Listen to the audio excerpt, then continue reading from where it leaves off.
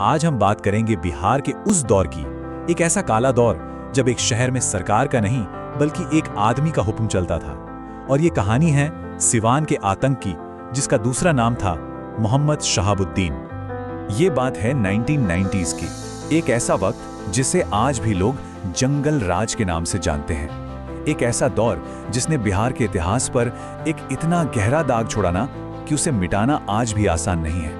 उस दौर को अगर समझना है ना, तो बस ये एक लाइन ही काफी है कि जब रात को सड़कों पर खामोशी नहीं, डर चलता था। जरा सोच कर देखिए, एक ऐसी जगह जहां सूरज ढलते ही कानून भी दम तोड़ देता था। और इसी डर और खामोशी के बीच से एक नाम उभरा, एक ऐसा नाम जिसने सियासत और जुर्म को आप कह सकते हैं एक ही सिक्के के दो पहलू बना दिया। और वो नाम था मोहम्मद शहाबुद्दीन। तो आखिर ये मोहम्मद शहाबुद्दीन था कौन?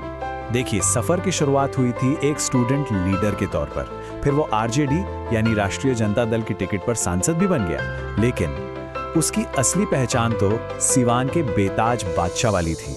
मतलब कागज पर तो वो एक नेता था, पर असलियत में जमीन पर वही सरकार था। उसकी ताकत का अंदाजा लगाना मुश्किल था। उसकी ताकत की कोई सीमा ही नहीं थी। पुलिस हो, प्रशासन हो या अदालत, सब उसके सामने बेमानी थे। सीवान में सिर्फ और सिर्फ उसका कहा हुआ ही कानून था। उस वक्त ना सिवान में एक बात बड़ी मशहूर थी। लोग कहते थे यहाँ सरकार पटना से नहीं, शहाबुद्दीन के घर से चलती है। और ये सिर्फ कोई कहावत नहीं थी, ये उस दौर की एक कड़वी, बहुत ही कड़वी हकीकत थी। और इसी बेहिसाब ताकत ने सिवान को खौफ के एक ऐसे गहरे अंधेरे में धकेल दिया जहां हर कोई बस अपनी जान की सलामती की दुआ ही कर सकता था। इस दौर में ताकत की भाषा ही बदल गई थी। अब भाषा थी हत्या, अपहरण और रंगदारी। कानून तो जैसे था ही नहीं। बंदूक, ताकत और सियासत सब एक ही जुबान बोल रहे थे। इस खौफ की गहराई को अगर समझना है तो एक केस को समझना जरूरी है। एक ऐसा केस जो पूरे बिहार के लिए उस दौर का प्रतीक बन गया। एक ऐसा मामला जो आज भी लोगों की रूह कंपा देता है।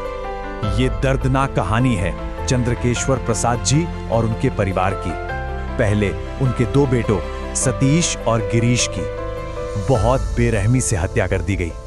और इस डबल मर्डर का सिर्फ एक गवाह था, उनका तीसरा बेटा राजीव रोशन। लेकिन इससे पहले कि वो कोर्ट में गवाही दे पाता, ठीक तारीख से पहले उसकी भी हत्या कर दी गई। शायद डर का असली मतलब यही होता है, जब इंसाफ की आखिरी उम्मीद, आखिरी गवाह को भी जिंदा न छोड़ा जाए। और यही वो वजह थी कि सिवान में एक अजीब सी खामोशी थी, क्योंकि सबको पता था कि आवाज उठाने का मतलब है मौत। अब सवाल ये उठता है कि आखिर ये सब हो कैसे रहा था? कैसे कोई एक आदमी कानून से इतना ऊपर जा सकता है? इसका सीधा सा जवाब था सत्ता की छतरी। ये ना उस दौर के बिहार की दोहरी सच्चाई थी। एक तरफ था कानून जो सिर्फ कागजों पर था, और दूसरी तरफ थी जमीनी हकीकत जहां शहाबुद्दीन का राज था। उसके खिलाफ केस दर्ज तो होते, पर फौरन बंद कर दिए जाते। कोई पुलिस अफसर अगर थोड़ी सी भी हिम्मत दिखाता तो उसका ट्रांसफर हो जाता। और ये सब कुछ उस वक्त की आरजेडी सरकार की पूरी जानकारी में हो रहा था, जो उसे एक तरह का सियासी प्रोटेक्शन दे रही थी। इसीलिए कहते हैं कि सत्ता की छतरी के नीचे जुर्म फल फूल रहा था। सीधी सी बात है, जब सियासत ही आपकी ढाल बन जाए तो फिर अपराधी तो बेखौफ हो ही जाएंगे। लेकिन कहते हैं ना, हर दौर का अंत होता है। बिहार में भी बदलाव की एक हवा चली और शहाबुद्दीन के आतंक के इस साम्राज्य का अंत भी शुरू हुआ। साल 2005 में बिहार में सत्ता बदली। नीतीश कुमार की सरकार आई और सरकार बदलते ही शहाबुद्दीन के खिलाफ जितने भी बंद पड़े केस थे, वो सब दोबारा खोले गए और उन पर तेजी से एक्शन हुआ। और फिर आखिर में 2021 में सजा काटते हुए जेल में ही उसकी मौत हो गई। और सालों बाद ये पहली बार था जब सिवान के लोगों ने शायद सुकून की सांस ली। वो जो खौफ का माहौल था वो खत्म हुआ, एक काले अध्याय का अंत हुआ। आज भी जब बिहार के बुजुर्ग उन दिनों को याद करते हैं ना, तो वो एक ही बात कहते हैं, वो वक्त सरकार का नहीं, मौत का दौर था। और ये चंद शब्द ही उस दौर की पूरी भयावहता को बताने के लिए काफी हैं। लेकिन क्या ये कहानी यहाँ खत्म हो जाती है? शायद नहीं। एक बहुत बड़ा सवाल आज भी हमारे सामने खड़ा है कि क्या उस दौर के दाग आज भी बिहार के चेहरे पर मौजूद है?